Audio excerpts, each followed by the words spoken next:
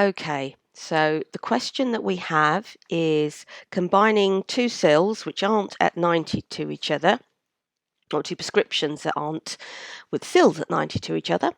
The first script being plus 250 plus 2 axis 70, the second being minus 150 axis 40.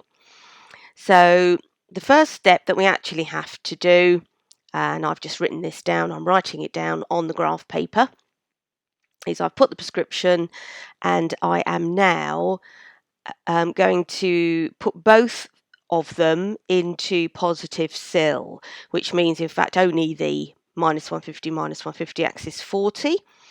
But I'm going to do that, and obviously I get minus 3 plus 150 axis 130. Okay, so the other thing that I'm going to do is I'm now circling exactly what I'm going to be using. So just the cylinder, plus 2 axis 70, because that's in fact the lowest number of axis degrees, if you like, there we go, that's going to be F1. Subsequently, the plus 150 axis 130 we're going to call F2. And those two spheres that we have in the prescriptions, we are actually going to add those together and set them aside. And what I tend to do, you can see me putting in the top left-hand corner, is exactly that, and I put a box around it so I know that I've got to do something with that at the end of this procedure.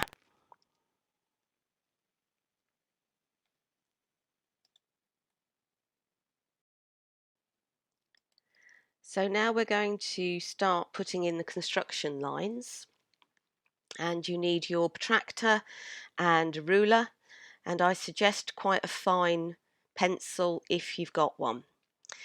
So the first thing we have to do is put in that 70-degree line. So you get your protractor and mark 70 degrees, just put a little mark there, and then I'm just putting in a lightweight line just so that when I come to measure to actually put F1 in, I know where I'm going. So we're going to do this to scale. So we've got plus 2, so we don't want to make it 2 centimetres because that'll be a bit too small. So if we give our scale, if we have 1 diopter equal to 2 centimetres, then we can draw a 4 centimetre line along that 70-degree axis line that we've just drawn. And on my paper I have written my scale so that I don't forget. So I'm putting in a 4 centimetre line from the origin up to that mark along that 70-degree line. So I'll just make that heavy now so that I can see where it is.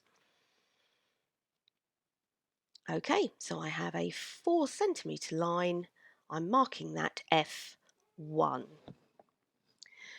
So the thing I need to do now, I need to put in the F2 line. But we've got a little bit of a calculation to do here, only a small one.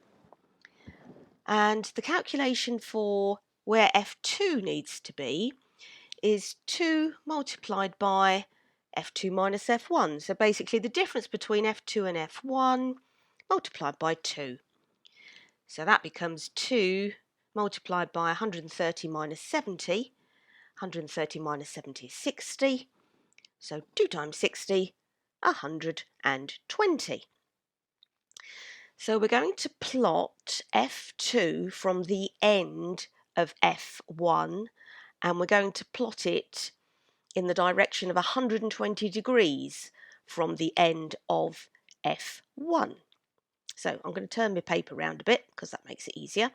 So I'm putting the centre of the protractor over the very end of F1, and that means I need to go all the way around past 90 to 120. So I'm putting my little mark in there, and I've got 150, haven't I, that I need to actually plot. So using my 2 centimetres per diopter, that's going to give me a line of 3 centimetres, isn't it? 1.5 times 2, 3 centimetres. So I've now drawn in that heavy line and I'm writing in F2. So all I need to do, I've got two sides of a triangle, I need to put in the third line back to the origin.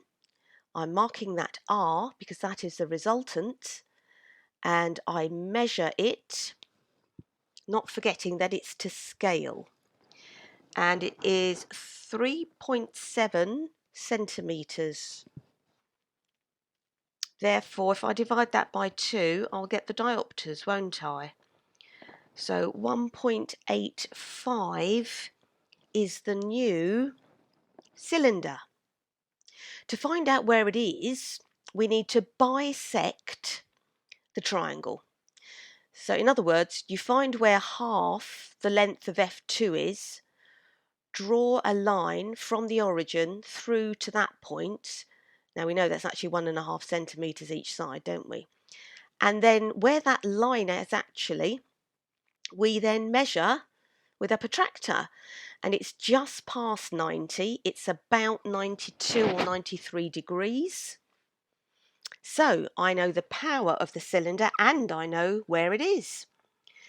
So the very last thing that I need to do is to actually calculate a new sphere, because adding those two prescriptions together, not just the spheres, but the sills will actually have a part which they add to the overall sphere power.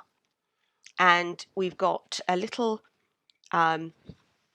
equation for that, which is F1 plus F2, so that's those dioptric powers, minus the new cylinder, C, all divided by 2.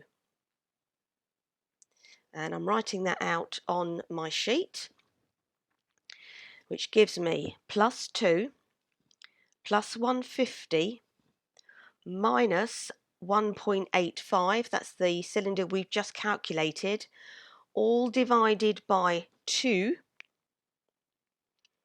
at which point I did need to get out a calculator, because I can't really do that in my head.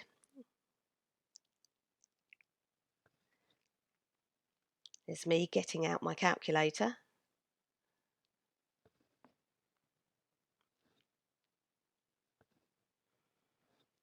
And that gives me another sphere part, as I said. It's the bit that's kind of generated by adding those prescriptions together, which is in fact plus 0.85 diopters.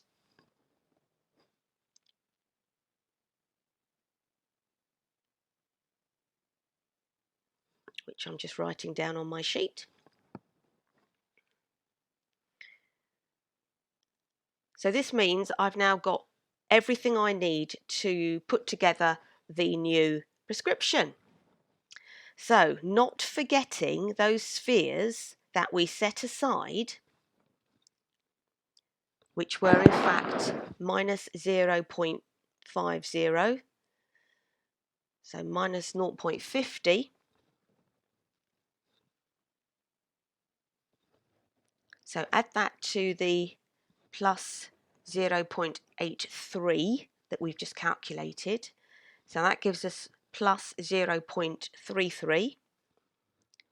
And the cylinder we have drawn graphically and have plus 1.85, axis 92,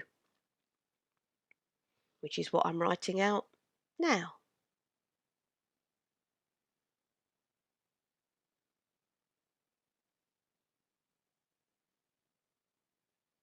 And there you have it, Stokes construction.